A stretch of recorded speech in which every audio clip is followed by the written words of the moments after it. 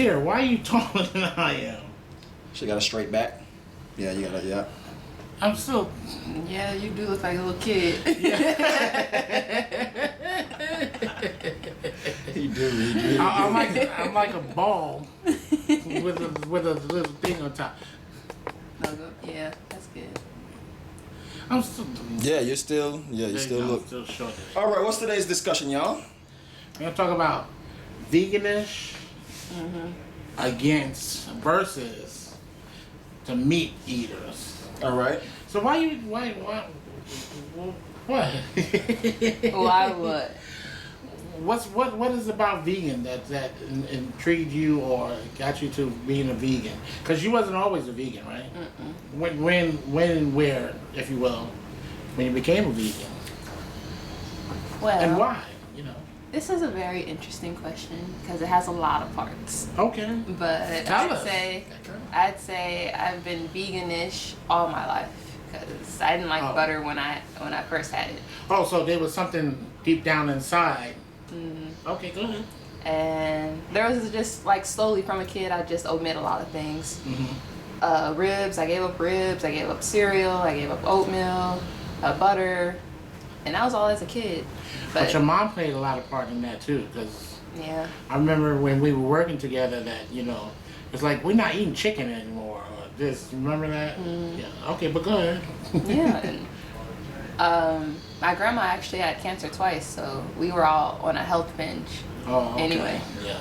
So, yeah. And another thing is I went to this alternative doctor. I think I told you this. I went to an alternative doctor, and they said I have leaky gut.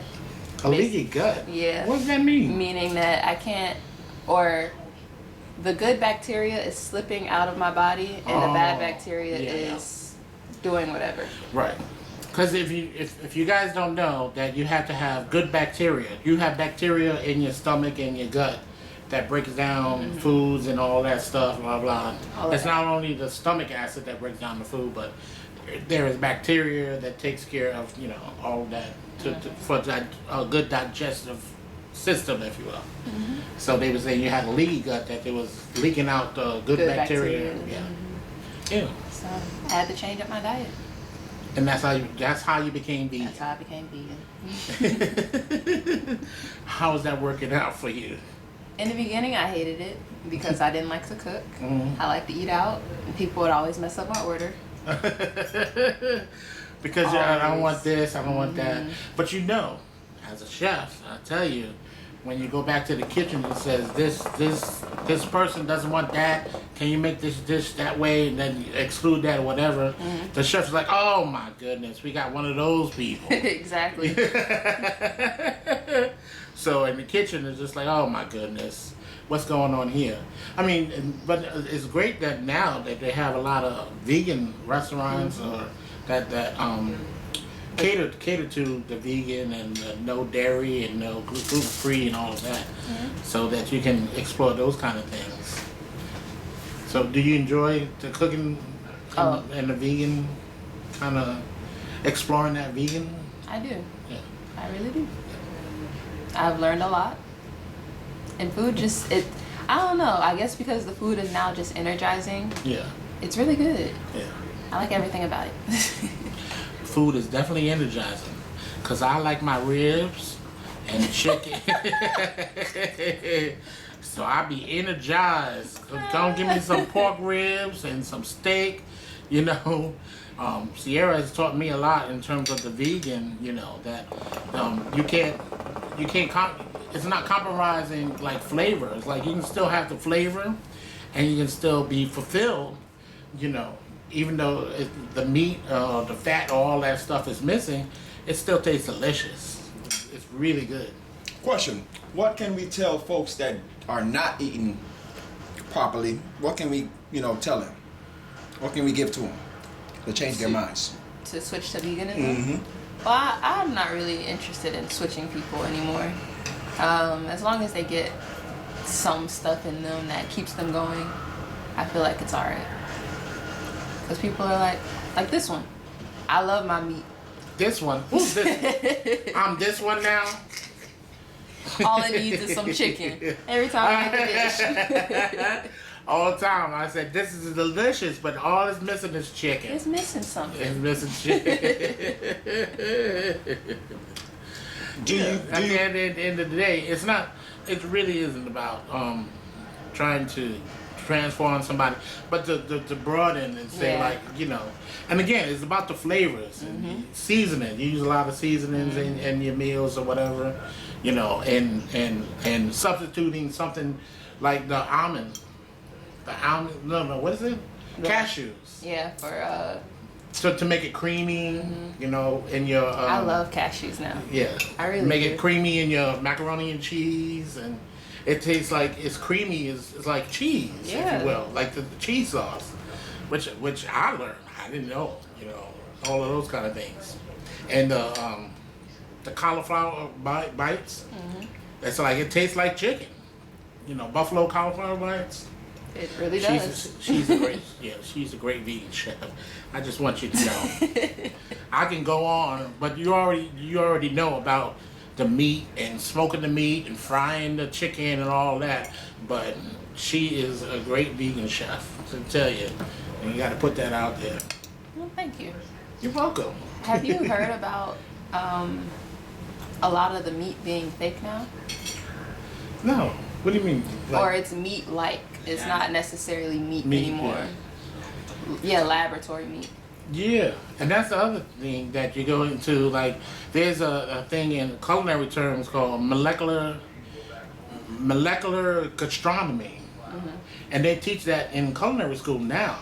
I went to culinary school at least 10, 15 years ago, and I was classically trained in French cuisine, but now they're incorporating molecular cuisine into that way. You're using chemicals and using all of that to mimic flavors, you know. So I don't know if that's the same thing you were talking about, but you know, they mimic flavors of meat, they mimic flavors of vegetables, mimic flavors of this, but they're using chemicals to do that as opposed to the real thing.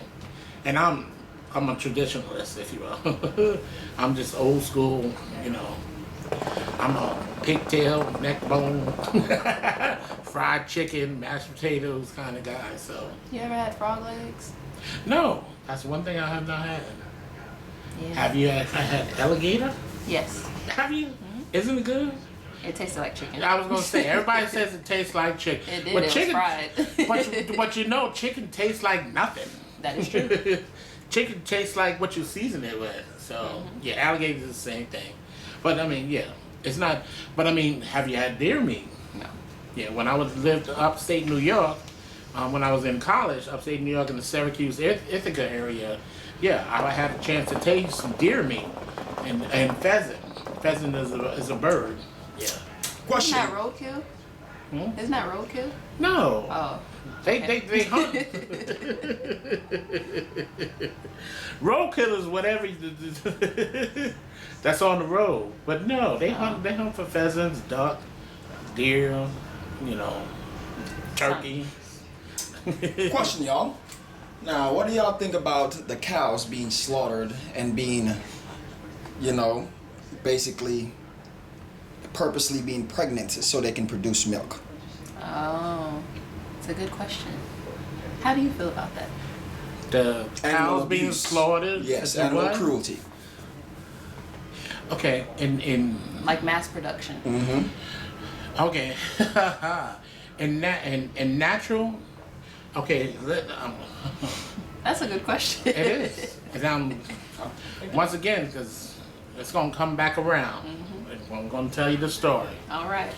Hogs, wild hogs that live in whatever the forest or whatever, wild hogs. When the dominant hog impregnates the female hogs or whatever, do you know that they push and chastise, if you will, for lack of better or whatever, they push the female hog, push it, for them to miscarriage. Did you know that? No. For them to get impregnated again, because he wants to have sex again. Thought it was the same So way for the cows. how is that different? Wait. They're forcing them to miscarriage? Yes. Just like they're forcing the cows to be pregnant. Yeah, but that's for something for them to eat. Why are they forcing? But them I'm saying it's going in nature. That I'm saying in nature, this is what they do. The hogs. Oh, hogs do it to each other. Yes. Okay. The male hog he's pushing the female hog and pushing her belly and everything and jumping on her and kicking her and everything for her to miscarriage, for him to impregnate her again. But not to have a child. Right. So. Wow. Yeah. Horny. Mm-hmm. Didn't know that. Yep. Corn hog. And I learned that from Homestead Rescue. When there was a TV show that I watched or whatever. I didn't know that until I saw that. I didn't know that.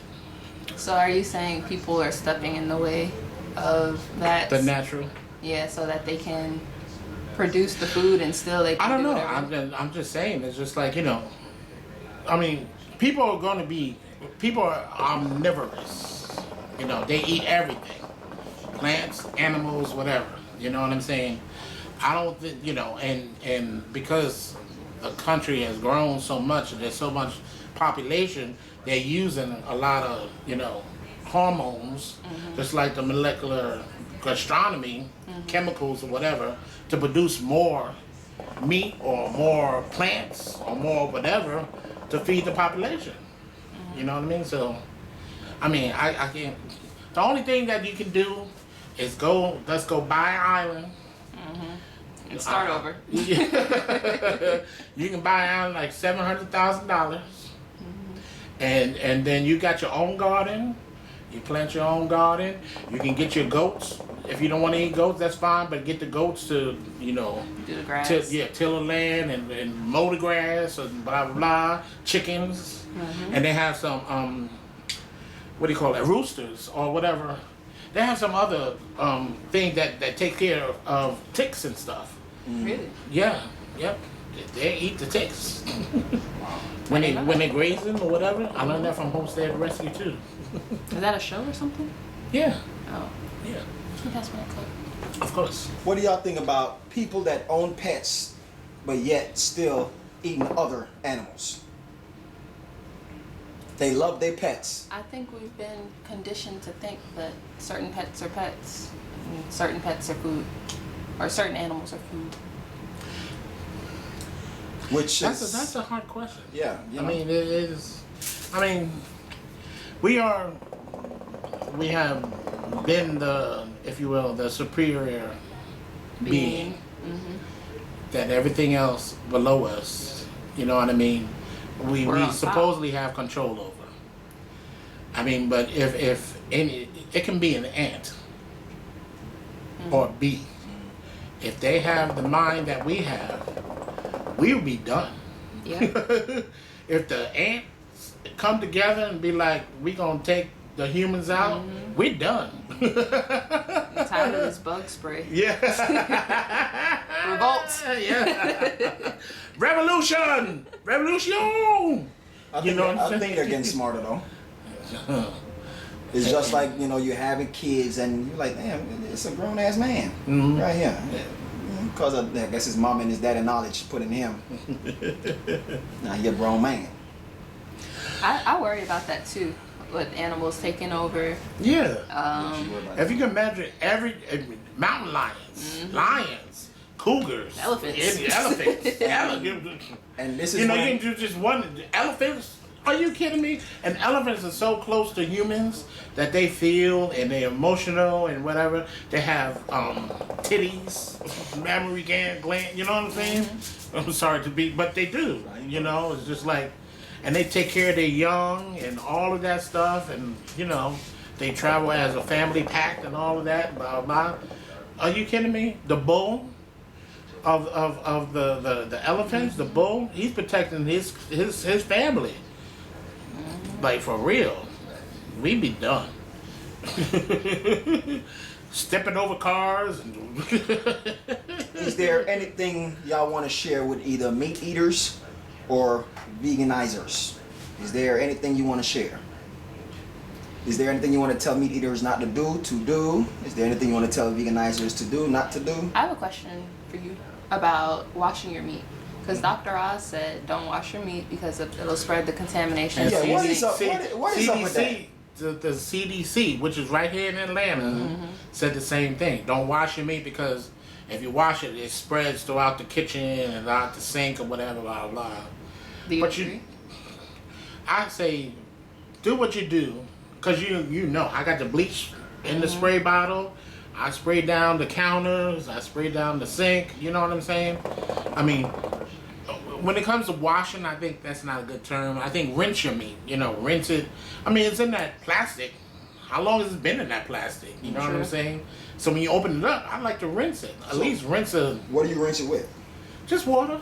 Just water, no vinegar, no. Yeah, no. Well, that's when we trying to purge down. We trying to purge some of the impurities out. You know, salt does that. Vinegar does that. You know what I'm saying? Yeah. Then you're purging it. You're trying to pull out some of the blood and impurities because it is meat. They got veins, and some meat that you see the veins. I know that's disgusting, but there's some meat that you see the veins. That is true. Yeah, and so. And there's still some blood that's still stuck in the veins. So to pull that out, the salt will pull that out, the vinegar will pull that out. You know, boiling that will pull that out. I mean, if you boil meat before, you see all of that scum that comes up to the top. That's a culinary term too. Scum, skim the scum. Yep. When you make a chicken stock or beef stock or whatever, and you boil the bones or the meat or whatever, they tell you to skim the scum. Sean, what do you think about veganism? I mean, it's still a learning curve for me, if you will. It's just like, Would you? I'm not, I love food. You know what I'm saying? So, I mean, veganism is just, you know, vegetables or, you know, if you will. You know, it's just like, I love vegetables. If you're gonna put a spin on how I'm gonna eat vegetables, I'm all for it. And again, Sierra puts a spin, the burgers, macaroni and cheese, and all that other stuff, blah blah. But I'm not one to judge anybody in terms of like, why you do? You know what I mean? I'm open. It's just like, this tastes delicious. How did you do that? You know, yeah. And I think that's, excuse me, as a culinarian, that you should be open to that. You know what I mean? Don't be like, it's this way and that's the only way. You know, you should be open to. Open-minded. Yeah. Sierra, now what can we tell veganizers to do other than what they already know? I would say don't be so forceful. Because that's one thing I see with vegans. They're very forceful. They want everybody to do what they're doing. And some people are perfectly healthy with the way they're eating. Right. So just don't be so forceful. Not in my face. Don't tell me to not eat soy and then you're eating soy. You know, it's a lot of force. Yeah, a gentle hand. It's Yes. like, try this. You Yeah. know? Let them make their own decisions. Yeah. If you like it, you don't. But you know, you gotta try it. You gotta eat this way. You gotta be a vegan. You have to. Yeah, I don't like You can't that. do that. You have to be a vegan. I wouldn't want nobody telling me that. Right, you know. Nobody forced me to do this, so I want people to come to their own conclusions, and I Right. think it makes for a better journey. So you Yeah. do think it's a better journey? Open up I your like mind. my journey. Yeah. But open up your mind. I Open can't up, live you know. everybody's life. Yeah. Ever since you start being vegan, have you seen any changes? Yes, I have seen a lot of changes. Before going vegan, I had headaches every day. Every day. I would come to work, and that's another reason why I was drinking those coffees every day. Oh, really? Because they would fix my headache, or I could ignore my headache. But yeah, I had headaches every day. No more headaches. A little bit more energy. My knees don't hurt as much anymore. Really? Because I used to have a lot of bad joint pains too. Hey, I ain't got no headaches. I ain't got no joint pains or whatever, and I'm eating meat. I mean, you know, but But pretty I mean, soon you will be on the other side. Just give you time. it's not a competition. It's not a competition, No, but I'm we just want saying. we want a Yeah. healthier choice. You the people we talking about. I'm the person you talk. I'm the forceful type. Yes, I am. I'm the forceful vegan. It's Only because I know exactly what you just said. It does better for the body. It does. So, It does.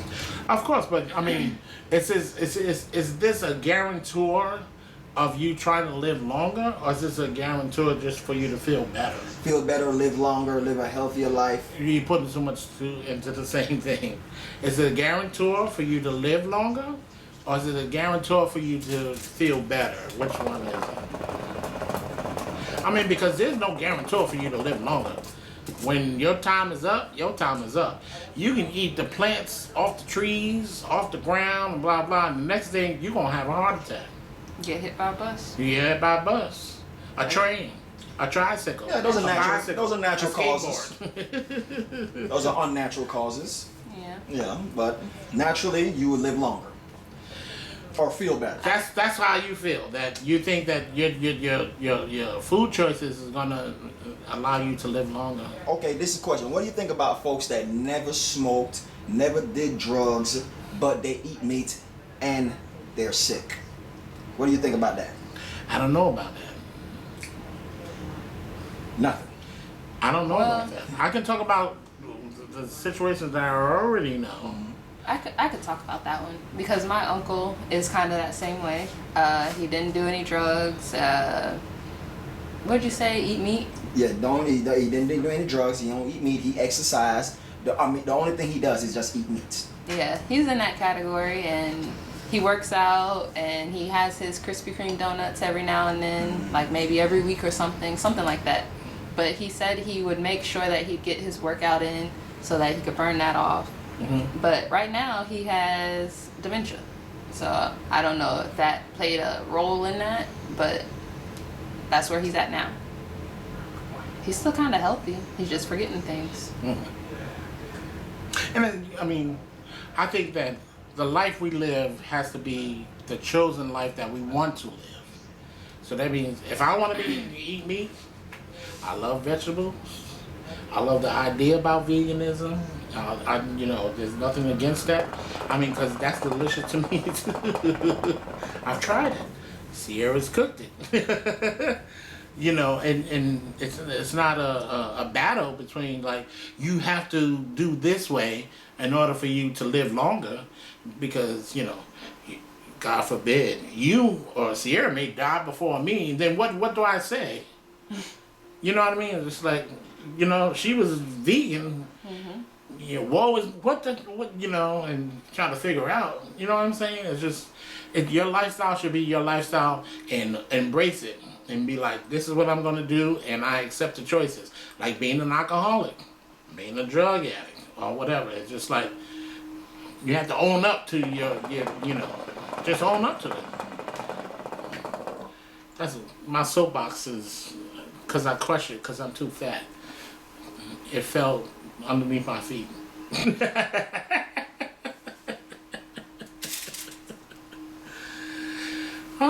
So.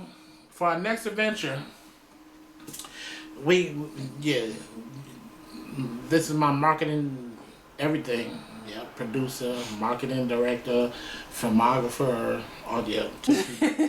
That's me. For Tipsy Chef. So when you see Tipsy Chef, and when I'm filming Tipsy Chef, when I say Sierra, this is the one behind the camera.